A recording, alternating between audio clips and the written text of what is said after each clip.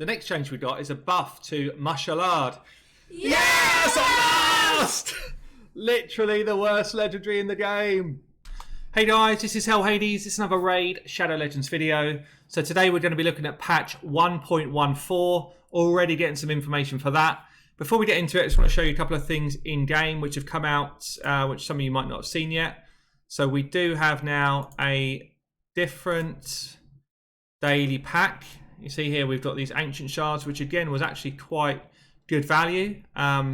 Similar to the gem daily pack that we've been having, which is good value. This one, if you're a low spender, is worth picking up, guys. It's come in, I think it was around £2 or £3 for five shards, which is good value compared to what we normally get. So it's worth having a look at that. Also, we've just had the year's anniversary of Raid Shadow Legends going live, and we've all got a few free gifts.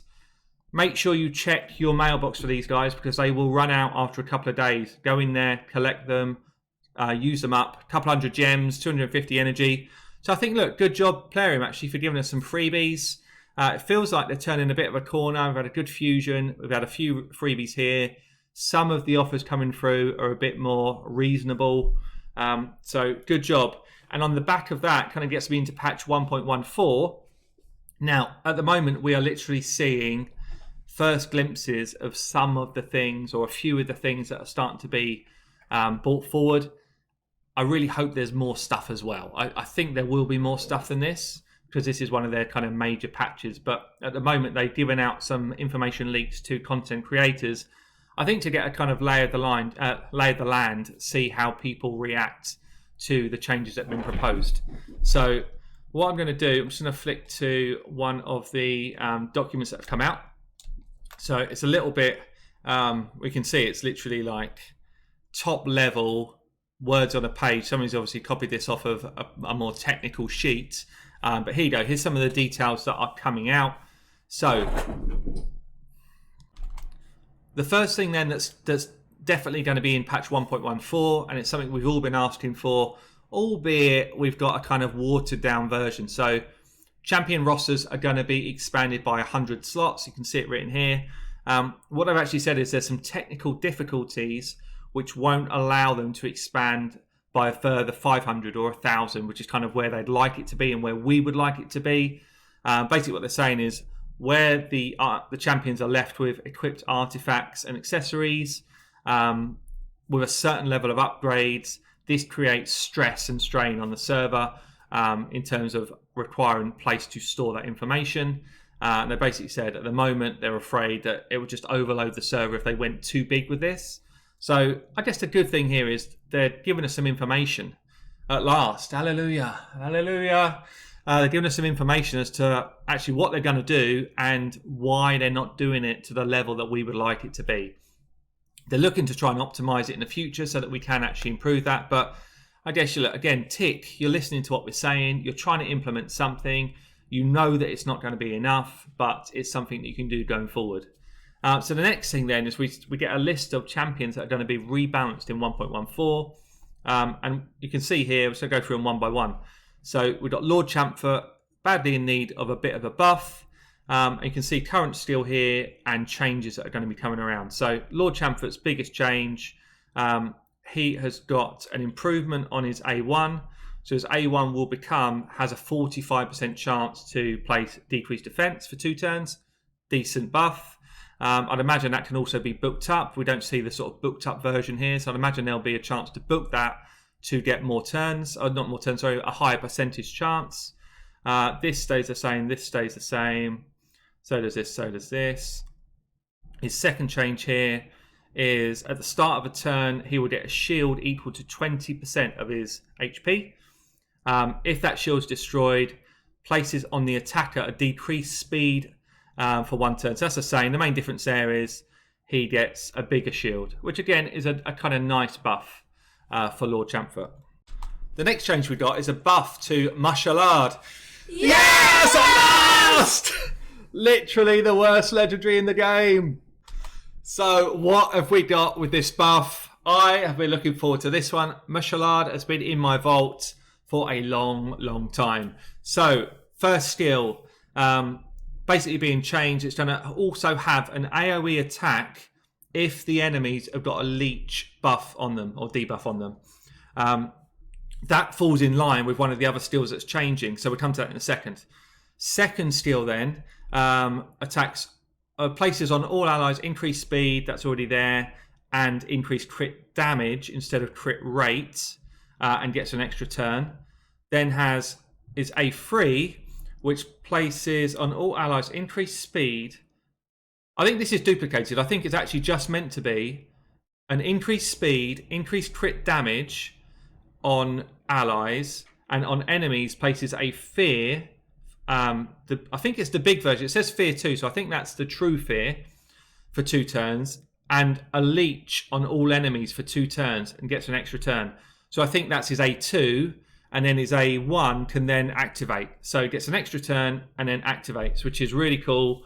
Means that you get cool buffs on your allies, and you've got an A1 which actually makes some sense. Let's hope it actually hits quite hard as well. So quite looking forward to that. And then for his A3 is changed from attacks one enemy and puts 100% heal reduction on them for 2 turns. Deals 50% more damage against targets under any buff. Changes it to steals all buffs from an enemy with 80% chance, which can probably be booked to 100, right? Then attacks the enemy 1 time, deals 50% more damage against targets without buffs. So you steal the buffs, and then you hit them 50% harder if you stole the buffs. Really cool skill. Still places a 100% heal reduction for 2 turns, and also at the same time places on himself a ×2 continuous heal, 15% for 3 turns. Woo! This is a good buff. This is actually a decent buff. All of a sudden, he's like arena viable. Potentially, I don't know, maybe it's clan boss viable as well with that leech buff there. Increased speed, increased crit damage. But the fear, the leech, just kind of screams out that he's going to be more useful in general dungeon content, faction wars, arena. I'm really looking forward to it. I hope they've done a good job of it. I hope the multipliers actually become pretty good with that A3 as well. So that is going to be one I am invested in and want to see where we go to. Coming into some of the others then, so War Chief is on here. Basically, they've done on his A1. They've just taken the cooldown from 5 turns to 4. Again, I'd imagine that's probably bookable to reduce as well. But it's the same move. Provoke 1 enemy and steal 2 random buffs from the target. It's not bad, actually. It's not a bad A1. We've got an A2, which again, they've kind of improved the chance to steal buffs. Now, this looks like it's duplicated again. I don't have him, so I'm not sure, but it looks like they've duplicated the skill here. So that's what I've just said about.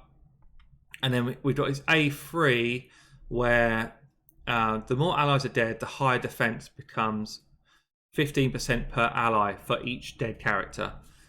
Reflects 60% of damage back to the attacker. So again, it's just it's a tweak rather than a proper buff on this guy. I don't know how strong he is right now, really. I've not used him. I've seen some people use him in Clan Boss pretty effectively. So I guess any sort of buff to someone that's already slightly viable might be decent. More too, I do have. So I'm interested to see what we've got here as well. So we've got attacks all enemies 2 times. Basically what's happened here is a higher % chance to place a block buffs for 2 turns on all enemies. If the target has block heal reduction, I guess, block buffs is unresistible. That's pretty cool. I guess if you were to partner him with martial art, that could be pretty good. But yeah, this is quite cool. Higher % chance now to unlock his hidden skill. I'm wondering what this means to something like Nightmare Campaign. Does that mean that this skill then translates? I guess it does. It has to, because they're the same champion in effect. But does that now mean that there's a 20% chance for the campaign to also unlock his hidden skill, which basically one-shots everybody? That was one of the reasons. A lot of these champions, I think maybe all of these champions, are bosses on the campaign. Champfort is, Martial is, War Chief I think is, Mortu definitely is. So I'm wondering that there was some talk beforehand that they basically said they can't buff these champions yet because they don't know how that's going to impact the campaign, and they don't want the campaign to all of a sudden become almost impossible to do for newer players just because they're trying to buff legendaries that we've got. So I hope they found a way to balance it out, because at the moment it reads like these are getting buffed, which is a big tick. We wanted that. But then also, how does that impact people that are trying to get through content in the game, especially people that are earlier to the game? So it'd be interesting to see how that plays out. So what we've got here, Rich Off the Bowls, basically is A1 has improved. So basically got a decreased max HP by 30% of damage dealt instead of 10. That's a decent change, I'd say. A2 is now an AoE ability. What's this here? No, sorry. One attacks one enemy 3 times, applies poison to all enemies for 2 turns. Yeah, okay. I mean, as it stands with the current content in the game, I'm not sure where that would be a massive benefit for us. You know, getting those poisons out, it's definitely not going to be an arena move. Clan boss, you obviously don't have multiple enemies. I guess maybe faction wars, a bit of poison is helpful, but maybe spiders, but not really. So this might be more beneficial when we get some different content in the game where there's multiple enemies that would need poisons. You know, multiple bosses at the same time potentially. But for what we got right now, this one doesn't feel too strong. And then for his final ability here, attacks one enemy 1 time, deals 20% more critical damage for each poison on the target. That's pretty cool. That's pretty cool, because actually that can be a crazy hit. If you stack somebody up with 8 poisons and you're doing 20% more crit damage for each poison, I mean, you've got an extra 160%. That could be insane, actually. That'd be really cool to see. It says here, though, max 100% more. So if you already put him in gear that gave him like 260%, 300%, I mean, I've got somebody who's got over 300% a Royal Guard. If I put that gear on this guy, then he'd be doing like 400%. I don't know how hard this ability hits today, right now, but that could be pretty cool to see. We've then got an epic then, Vergis, who is basically one of the worst epics in the game. So they've tried to do a change here. So what we've got here, that's the same, that's the same, that's the same. So what's in addition here is he places shared damage 50% on all allies, except himself for 2 turns, and an increased defense for 2 turns on himself. That's quite cool. I don't know if that's what this maybe is A2, I'd imagine. And then that is that the same again? No, is A3 then. Places continuous heal. That's the same. That's the same. Also applies a shield on himself, which is quite nice. So does it make him top tier all of a sudden? No, but potentially it makes him usable, which, you know, at the moment he wasn't. So that could be pretty decent. Oathbound is another epic. I've got Oathbound. He's in one of my faction war teams, and he's very, very weak. So what have we got here that's different? So this is actually what's this? So instead of a single target, they've moved it to AoE on his A1. That's nice. It's not a huge percentage chance to land things, but it's still nice. It's an AoE hit, and I'd imagine these again can be booked up. So attacks all enemies. It's got what's this? 50%. Yeah, and it's got a chance to land the big version of decreased attack. No, sorry, it's a small version of decreased attack. Yeah, I mean, it's okay. At least it's all enemies instead of a single target, I guess. Because at the moment he's only really good in faction wars, and even then he's pretty lackluster in faction wars. So maybe that's what the view is here, to try and make him a bit more viable. That's again a duplication. I'm not sure what they're doing there. And then we've got here attacks 4 times at random. That's the same. Places block active skills. That's the same. If the target's under this decreased attack buff, it's got 100% chance to land. Okay, so that's cool. That's cool. Is he going to be meta now? No, but it's better. So you can't really grumble. At the moment, his speed is insanely slow. He's going to move up to 95 speed, which gets him more in line with where he should be. So that's okay. And then finally, we've got Duchess Lily, who basically is pretty busted. Busted good.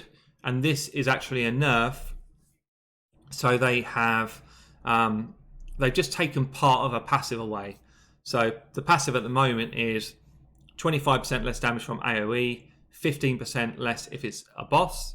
At the moment, they say if she puts a veil on them, then actually that increases to 40% and 25%. They're going to remove that from the game.